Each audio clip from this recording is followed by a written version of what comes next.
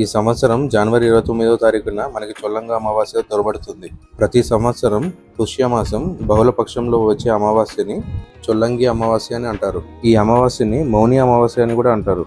చొల్లంగి అమావాస్య నాడు పితృతర్పణాలు భగవంతుని మీద ధ్యానం చేస్తే కర్మ కరుగుతుందని చెప్తారు. మన కర్మను కరిగించుకోవడానికి ఇది అద్భుతమైన రోజు. మౌని అమావాస్య అంటే మౌనంగా ఉంటూ భగవంతునికి ధ్యానం చేస్తూ ఉండడం. చొల్లంగి అమావాస్య నాడు ధ్యానం చేసిన వారికి రెట్టింపు ఫలితం లభిస్తుంది. ఈ రోజు ఉదయాన్నే లేచి నదీ స్నానం చేయడం ఉత్తమం. ఇంకా నల్ల నువ్వులు నీటిలో కలిపి దక్షిణ దిక్కుకు తిరిగి ఆ నీళ్లను దక్షిణ దిక్కులో వదిలిపెడుతూ మరణించిన వాళ్ళ పెద్దల పేర్లను చెప్పుకోండి. ఈ రోజు రాగి చెట్టు కింద దీపం పెట్టడం, అన్నదానం లాంటివి చేయడం చాలా మంచిది. చొల్లంగి అమావాస్య రోజు అరటి చెట్టుకి పసుపు కలిపిన నీళ్లు వేసి ప్రదక్షిణ చేస్తే చాలా కాలం నుండి పెళ్లి కాని వారికి పెళ్లి జరుగుతుందని చెప్తారు. భార్యాభర్తల మధ్యలో ఉన్న గొడవలు కూడా తగ్గుతాయి. ఇంట్లో డబ్బు నిలవడం లేదన్న వారి సమస్యలు కూడా తొలగుతాయి. ఈ రోజు దుర్గాదేవి ఆలయంలో నిమ్మకాయ డొప్పల్లో దీపం పెడితే శత్రు దోషాలు తొలగుతాయి.